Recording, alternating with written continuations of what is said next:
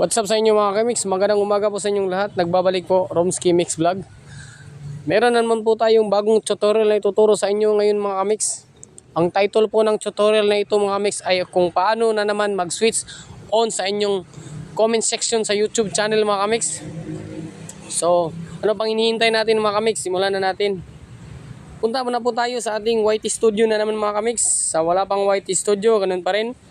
Play Store, tapos install po kayo dyan. Ako, meron na po ako YT Studio, kaya pasok na po tayo sa YT Studio. Pagkatapos natin makapasok sa YT Studio, punta po tayo sa ating content. May content dyan sa baba. Pindot. Pagkatapos natin makapasok na naman sa content, punta po tayo doon sa San Antonio Fiesta League.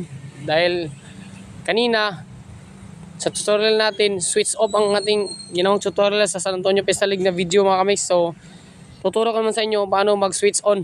So, pindutin natin yung San Antonio Fiesta League.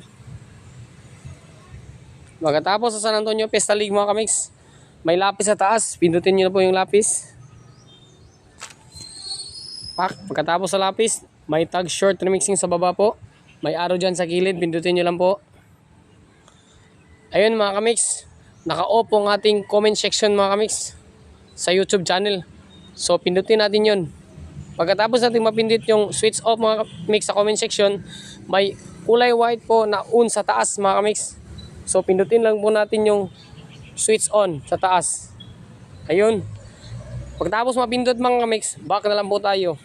1, 2. Doon pa rin tulad ng dati. Pagkatapos maback, pindot sa ating save. Ayun mga kamix, na-save na po yun. Tignan natin kung na-save na ba talaga. Back po tayo. Okay, pasok ulit tayo sa ating YT Studio. YT Studio. Ayun. Tapos, content.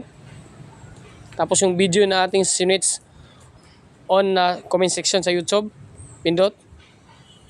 Pagkatapos sa pindot, lapis sa taas. Ayan.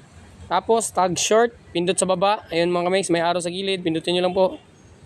Ayun mga kamix, naka-on na po yun mga kamix. Oh. Yung comment section natin naka-on na. So yan lang po mga kamix. Maraming salamat sa panonood.